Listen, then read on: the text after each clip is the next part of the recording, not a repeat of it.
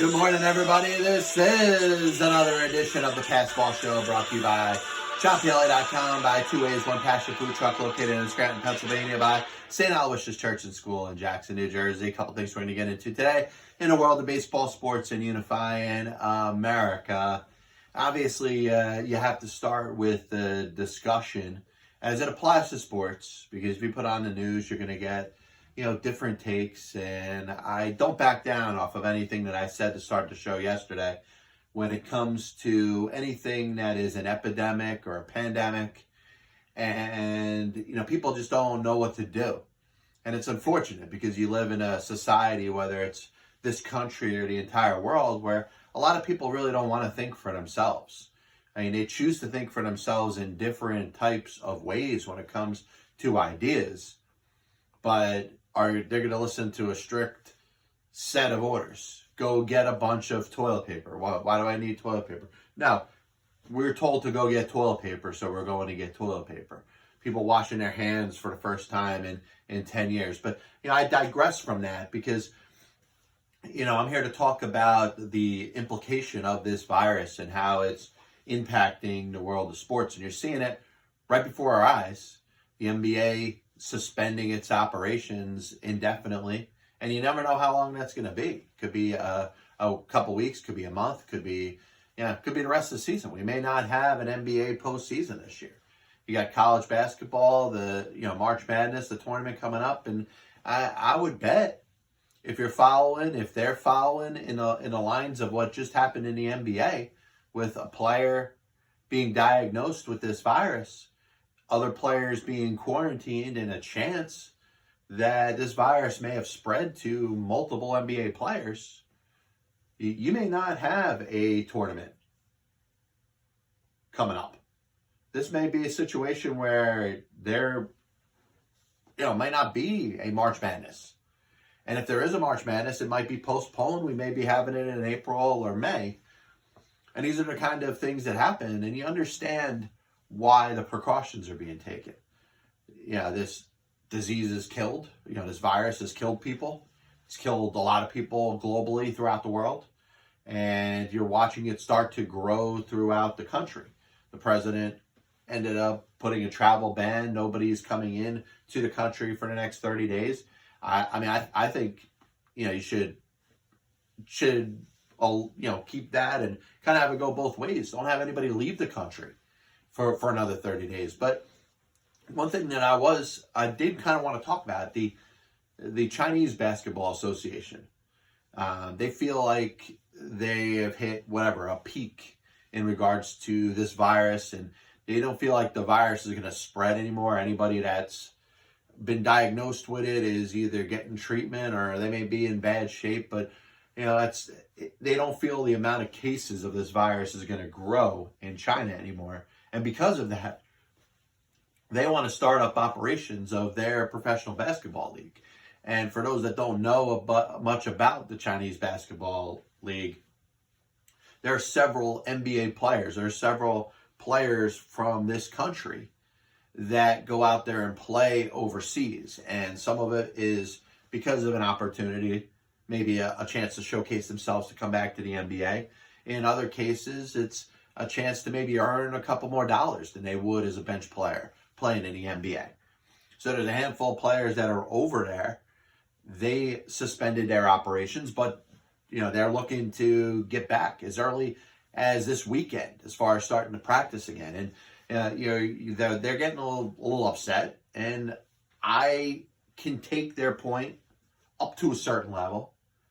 But at the same time, if somebody's worried about a disease that in China is a lot more widespread than it is here in the United States of America, I'd be a little, apprehensive when it comes to traveling to China to play professional basketball. I don't want to get this virus. There's nobody out there that wants to get this virus. There's nobody that has any sort of profession doing any sort of thing for a living that wants to get this virus. So if it's told or it's thought that, hey, if I go to China, there's hundreds of thousands of people that have this virus, I don't want to go over there and risk it. And I'm sorry, I would tear up my contract and say, all right, don't even worry about paying me. But the Chinese Basketball League is going a little bit too far when it's actually threatening to ban the players for life. I think this is kind of one of those scenarios where you say it's just unfortunate. It's something that could not have been predicted, that this thing has done what it's doing and is impacting as many people as it is. If I'm a player on a contract in the Chinese Basketball League and I'm over here back home, the last thing I'm thinking about is getting on a plane and going out there and playing professional basketball games. If that was me, you could tear out my contract. But I think the CBL or the CBA, whatever they want to call it, is out of line when it's threatening to ban the players for life, because I don't think that's necessary at all. The other aspect I want to talk about, how's it going to impact games down the road? Well, I have travel plans next week. I want to catch a spring training game for what would be the 12th year in a row. Now, you're going to see how it passes to baseball, to hockey. Hockey is probably going to be the next sport that's going to be impacted here. The NBA is suspending its operation indefinitely. NHL games at this moment are being held in arenas without any fans. You know about March Madness and the college basketball, the NCAA tournament, which as of now is going to be held in arenas without fans. But I think they're going to follow suit. I would be shocked if college basketball didn't suspend its operations within the next couple of days. And I think the NHL is going to follow suit. And the question is going to be, when does this hit Major League Baseball? Major League Baseball's got spring training games today in Florida and in Arizona. Now, both of those regions are considered at this moment a little bit safer than some of the other places. But listen, I could contract the coronavirus, get on a plane and go down to Florida, and I could give it to everybody. So I think stuff like that is being thought about. I think stuff like that is going to impact future travel plans. And if there is, a suspension of spring training, then I'm not going to catch my game this year, which is probably one of the things that mean the absolute least. That being said, and I hate to throw this around and make it about myself again, but that's what I do. I host a talk show. Anybody that hosts a talk show makes it about themselves. I may be doing 2 shows next week instead of 1. The plan originally was after today, we'll go back on the air a week from Saturday. Now, if I'm not flying to Florida to catch a spring training game, maybe we'll do another show next Thursday. But, it made me think of stoppages and breaks in professional sports. About the NHL, which, lost an entire season. They've had several lockouts and strikes. The baseball strike of 1994. And I can't think of anything like this that has happened, maybe since 9/11. Now, it was a brief break. It was a handful of days where there wasn't any activity or any sports or any baseball. But you wonder, how long this is going to go. And, you hear from experts that there's a chance, if you compare to what's going on in Italy, what's gone on in Asia, and what's gone on in some other countries, that this may get a little bit worse here domestically in the United States of America before it gets better. So if it does and a lot more people are impacted, then we may not see basketball or hockey for a while. And I think that will absolutely impact the start of the baseball season. That it will when it comes to Seattle, comes to California. Washington State's in a rough spot. California, they're not allowing any social gatherings of over 250 people. And, you just look at certain spots, you wonder if competition can go on in areas that are deemed a little safer. And I think we're going to find that out really over the next couple of days. And, it's weird to talk about a sport like baseball because, basketball, hockey, They're really the active sports at this moment. But I think the ability to play a game of baseball outside where it may be a little bit safer in, warmer climates such as Florida and Arizona may be the most ideal for the situation that's going on with this virus. But if we get to a point where these games start to either happen without any crowds or take the step further to be suspended and having no baseball, even into warmer weather cities, then you know at this point that sports are probably not going to be doing anything for a while. You also have the NFL draft coming up next week, and that's a major social gathering. It's a major day in sports. The popularity as far as people wanting to flock over to be there at the draft, whether you're a college football player, whether you're a fan of a certain team that want to welcome new players, this has become a major event. So I would expect to see something change with that. So you're seeing really a precedence being set that hasn't been before. And you wonder exactly how long we're going to see no sporting events.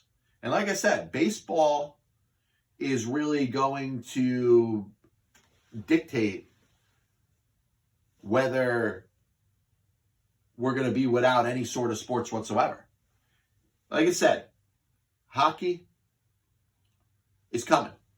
In arenas, you're going to see a lot of, any hockey games that are being played are not going to have any crowds whatsoever.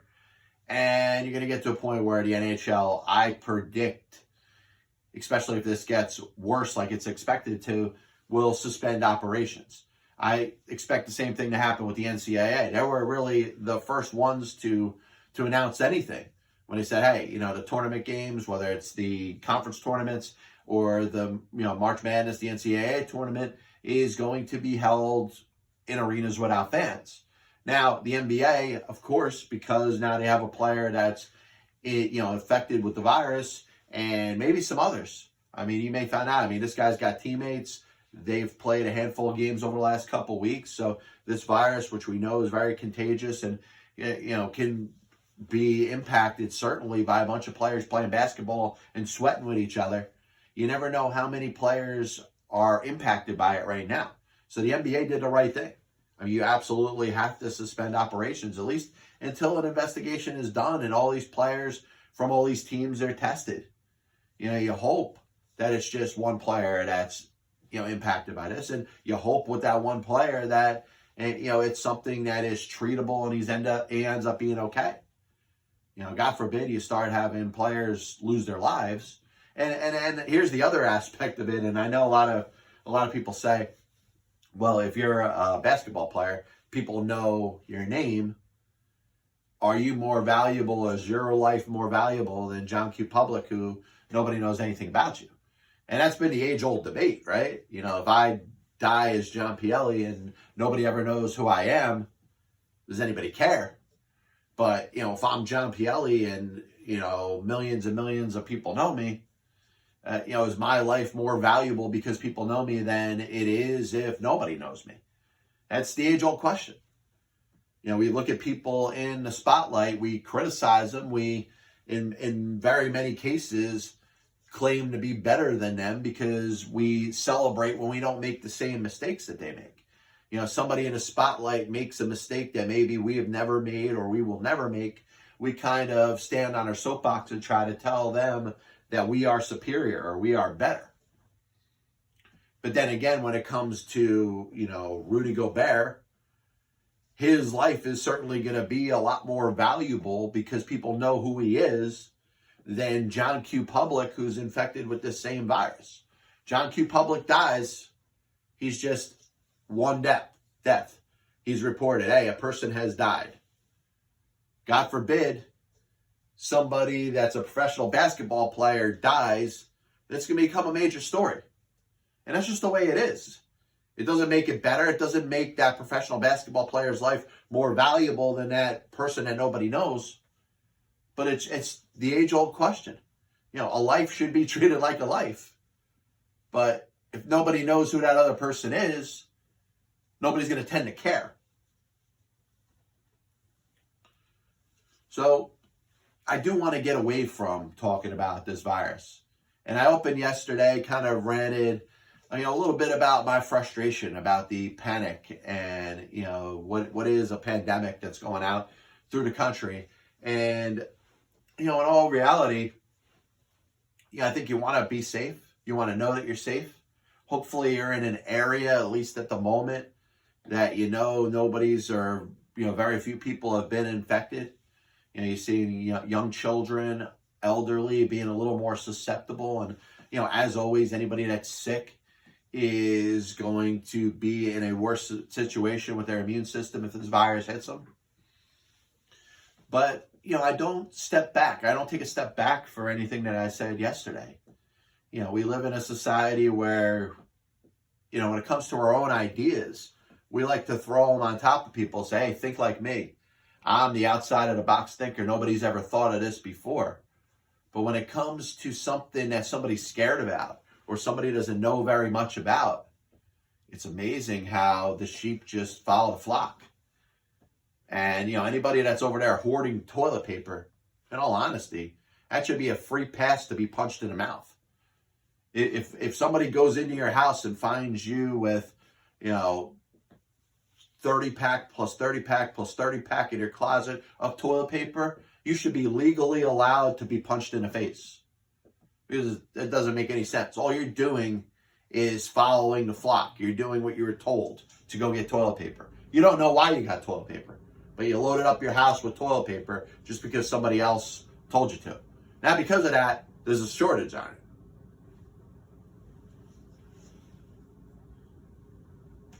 This copyright and broadcast is authorized under internet rights granted by the World Wide Web and is solely for entertainment of our audience. Any publication, reproduction, or other use of the pictures, descriptions, and accounts of this show without the express written consent of the past false show, JohnPielli.com and John Pielli LLC, is prohibited. Any commercial or use of programs, such as by charging admission for showing, is similarly prohibited. So, I was thinking about the upcoming NFL free agency, and in all honesty, I'm just excited to turn the conversation to something different. We're not going to see any NBA games for a while. Like I said, the NCAA tournament, which is such a major thing going on in the month of March. That's what we think of when we think of sports in the month of March. I think is in jeopardy. You may not see any hockey games.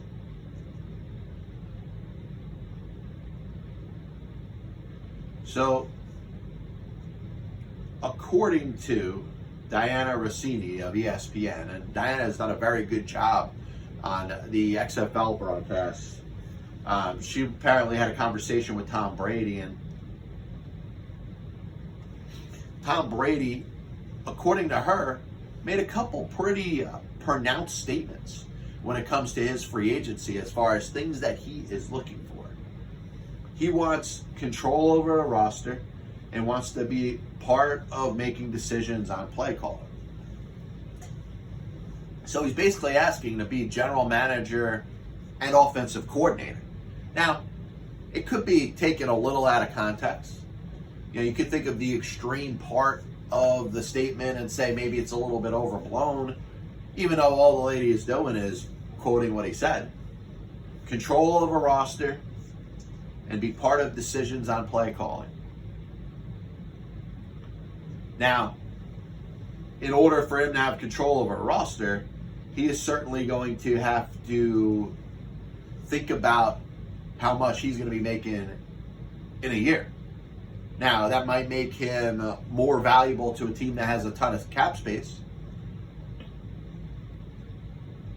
But, if he's going to have, let's say hypothetically in New England, if he's going to have control over the roster, if he's going to be able to call his own plays, he's going to need to take a lesser salary for the Patriots, hypothetically, to be able to bring in more players, to bring in the players that he needs around him, a better offensive line, some better skill position players, a wide receiver, a tight end. Think about where the Patriots were last year offensively without Gronk. That was a major step back that they took. Julian Edelman is getting a little bit older. Maybe it's time to get another slot receiver in there. Remember, Wes Welker was kind of at the prime of his career when the Patriots decided to move on from him. I mean, if you look at Julian Edelman, and I know he's under contract and he's, making a good coin for the New England Patriots, but maybe it's time to move on from him and bring in a different slot receiver. Bring in the next Edelman, the next Welker, the next Danny Amendola. But, listen, I think it's very important for Tom Brady in a situation to try to figure out what works out best for him. Now, for him to demand, roster control, which I don't know if it's a demand, it could be a request, but, it's not going to happen in New England. The Patriots aren't going to bring Tom Brady back and give him control over player personnel over Bill Belichick. I'm sorry. That's not going to happen. And you could be, your biggest Tom Brady fan in the world, and you understand that that's not possible in New England. So maybe for the first time, we could start talking about the possibility of Tom Brady maybe not going back to the New England Patriots. I still believe in my heart of hearts that Brady's going back to New England. I just, I would expect it would need to be a situation where a team blows him out of the water and pays him $30+ million a season. And with that, you would expect that team's positional flexibility outside of Brady would be very compromised. So, is it about money for Brady? I don't know. It hasn't been up to this point. But you figure money has to have something to do with his insistence on testing free agency. It's going to be interesting to see how it turns out, but it's interesting. Like I like the thought that he's looking for more control, and I think maybe you're finally seeing what the power struggle maybe has been in New England. Belichick is the coach and the general manager.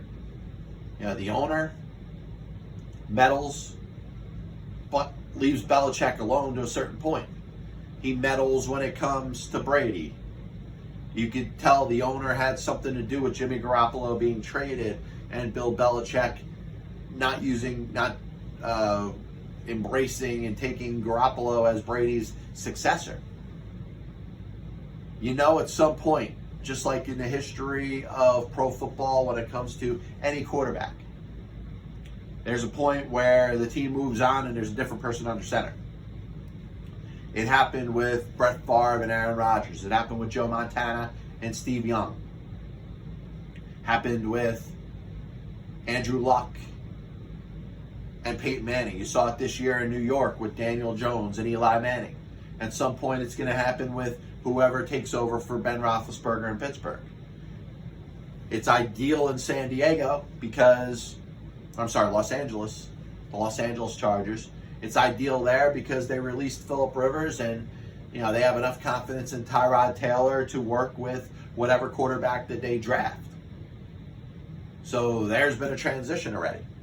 The transition with Brady, and it's tougher when a quarterback is at the top of their game. The Chargers were lucky enough, looking back at a bad season, not just for the team, but a bad season for Phillip Rivers, and they were able to move on. Andy Dalton in Cincinnati was there for a while. They had a bad season. They're going to have the number 1 overall pick. Joe Burrow's coming.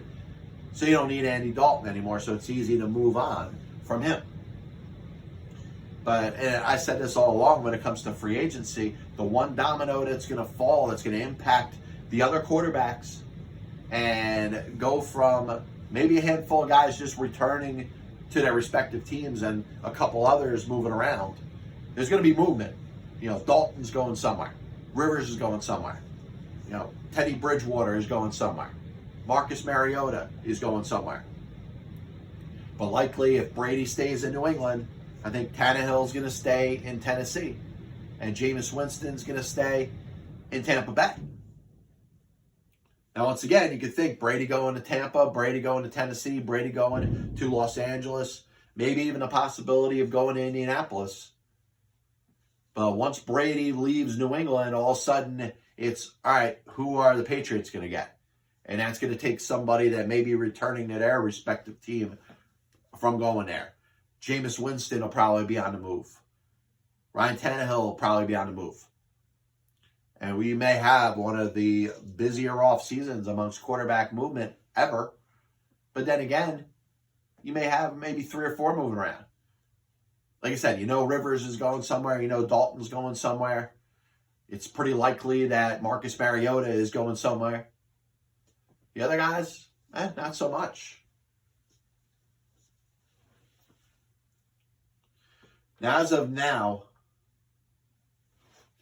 the conference tournaments in the NCAA, and the NCAA tournament looks like it's going to go on as planned with no fans in the audience, limited family members from the players. And obviously it has something to do with the home field or home court advantage. It's going to impact that. Teams have played all season, getting their seeds up there to play games closer to home, to have the games almost like they are a home game, whether it's in a conference tournament or in the NCAA tournament. And they're going to be playing in those, empty arenas. And I'm thinking about it, should those arenas infuse some sort of music, maybe some manufactured crowd noise? I don't know. I don't know what the best course of action would be here, because the players do react to the fans, whether it's positive or negative.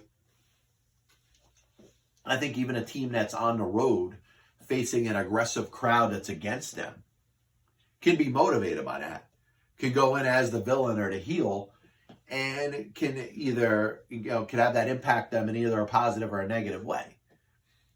2012, you had the game with the Baltimore Orioles and the Chicago White Sox at Camden Yards, played in front of nobody. And it was certainly a weird type of atmosphere.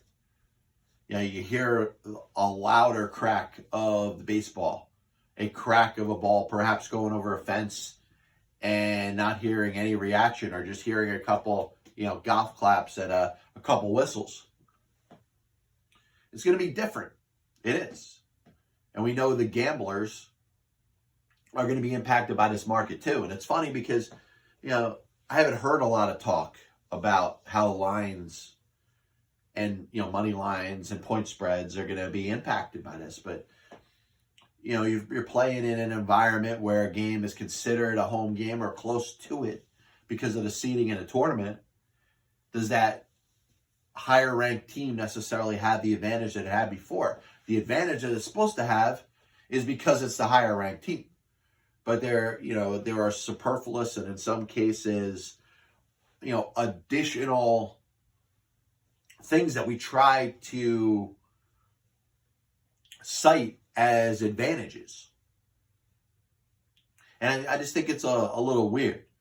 Now, how do we quantify how much a crowd impacts a game? Can you quantify it into numbers? Is that worth a couple points? Is that worth a couple bucks when it comes to the money line? I think those are all fascinating things to think about.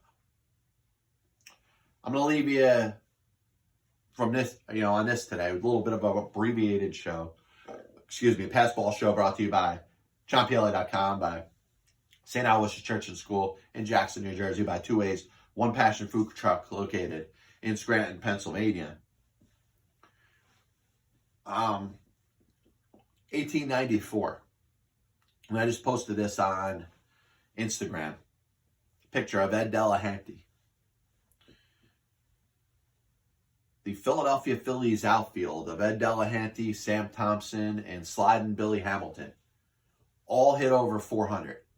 So imagine that. Imagine not just having one person hit 400 like Ted Williams did, like Bill Terry did, and Rogers Hornsby did a couple times, and Ty Cobb did, and a handful of other players, mostly before 1920 or 1930.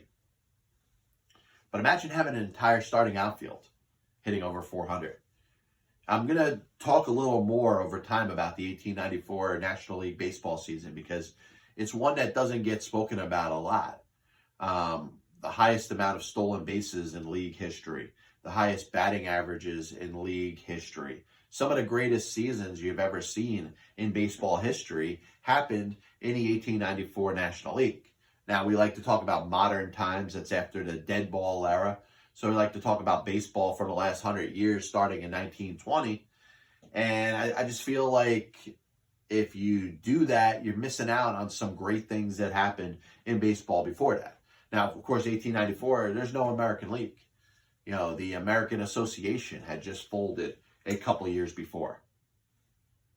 There was very little competition for the National League in 1894.